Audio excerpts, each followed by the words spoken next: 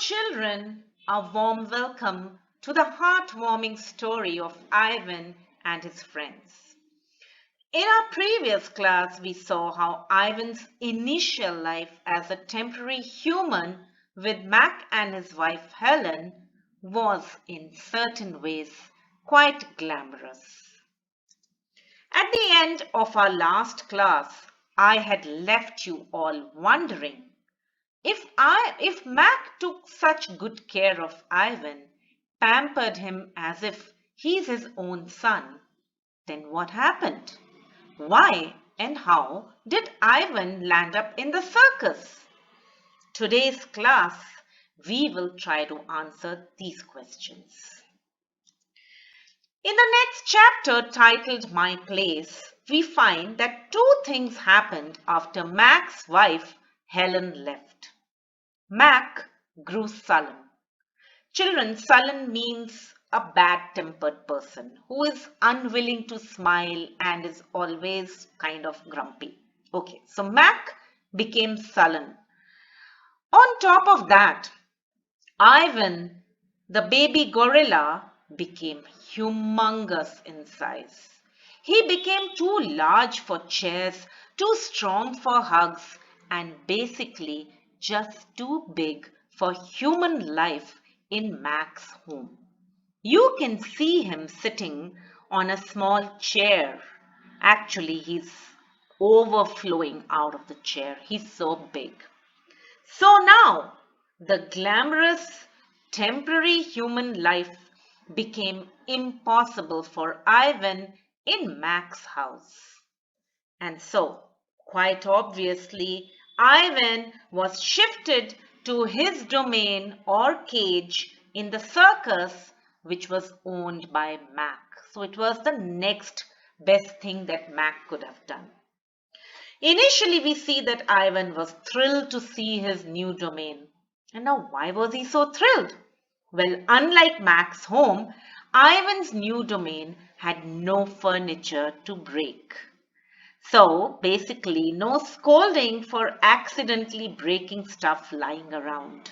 Do you remember in Mac's house, he would break everything around, all the furniture and all the things lying around. And so every time he was getting a scolding for that. So now in this new domain, there was no scolding. The icing on the cake was the tire swing in his domain, and Ivan loved sitting on it and swinging. Most importantly, Ivan felt that he finally had his own place to live in. At that moment, children, Ivan did not realize he will be in this cage or domain for so long. He lived in a locked up cage now, doing what? Guess? Drinking Pepsi and watching TV. And after so many years of doing almost human things, but in a cage, Ivan quite obviously forgot what he is supposed to be. He got totally confused about his own identity. And Ivan often wondered, am I a human or a gorilla?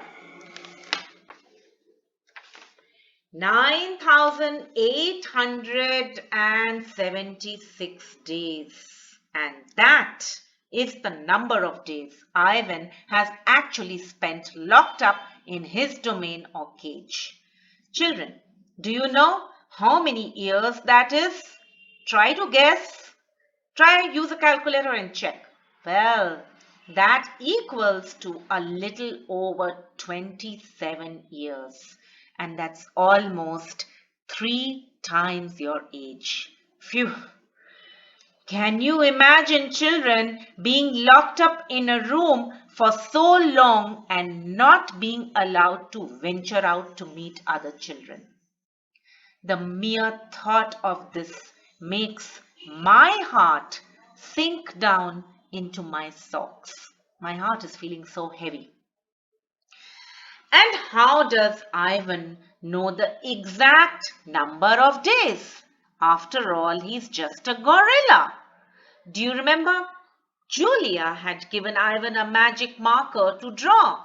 Well, he used that very marker to count his days in captivity by drawing an X on the wall for each day that he spent in the domain. So one day, one X. In this chapter, we find that Ivan comes back from his flashback mode back into the present, and he laments that the 9,876 X's that he has drawn on the wall march across his wall like a parade of ugly insects. Why are they ugly insects for him? Because they remind him of being in a cage, of leading a caged life without freedom. In the next chapter titled A Visit, Mac makes an early morning visit to Ivan's domain.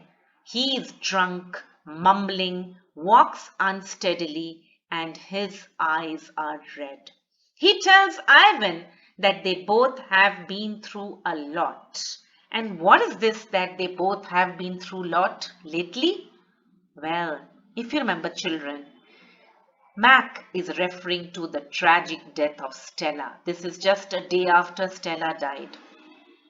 So at this point we see that perhaps Stella's death did tug Mac's heart somewhere, and he too, in his own way, is mourning her death. A little bit too late though. If only he had exhibited these human emotions earlier, Stella today would have been alive. Mac then disappears for 2 days without a word, perhaps overcoming his grief for Stella. This is my guess. The book doesn't tell you this clearly, but I'm guessing this.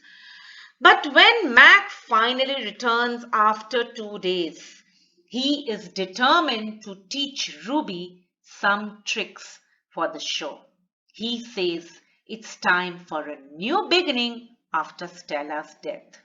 So children, his mourning for Stella lasted for barely 2 days. He is back to his greedy money-making spree. So they say, right? A leopard never changes his spots. Similarly, Mac would always remain greedy. Even Stella's death has not changed him totally. So what he does is he starts subjecting baby Ruby to torture just to train her. Her feet are tied together so that she can't run, and a heavy chain hangs around her neck. You can see that on the screen. Initially, Ruby obeys his orders, but then she gets exhausted. What does she do when she gets exhausted? She just plops on the sawdust and refuses to budge.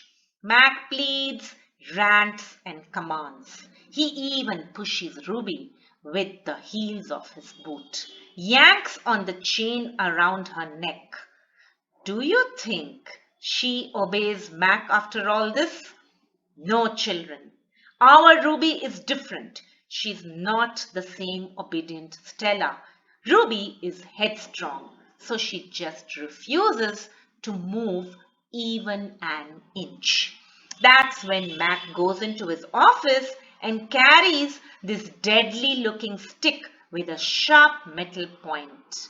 He swings this stick around to threaten Ruby to move. Guess what happened when he swung this stick? Do you think Ruby gets scared to finally obey? That is when the unexpected happens. Guess what happens? Despite the dangerous looking stick, Ruby does not obey like Stella used to. Our girl Ruby will not take any of this beating lying down meekly. She defends herself. And how does she defend herself? After all, Ruby's chained and tied up. Ruby jerks her head with full force, swings her trunk and slaps Mac real hard below his stomach with her trunk. Because remember, her trunk is not tied. You can watch the action on the screen, Mac getting slapped hard by Ruby. This was such a tight slap that Mac just falls down on the ground, curls up, and starts howling like a baby in pain. Somehow, Mac hobbles back into his office. Do you think anyone around, animals or humans, sympathized with Mac? Well, no, no one did. I guess Mac deserved that slap. Anyway, Julie and George led Ruby to her domain, fed her, and soothed her. Julia even wonders if they could call someone to save Ruby. But George mentions that they both need the job to survive. Children, my questions to you are these. Can anyone, Ivan or Julia or George, ever save Ruby? How will Mac treat Ruby now, especially after being slapped so hard by her in front of everybody? Will Ruby grow up into another Stella? I will sign off now because time is running out with the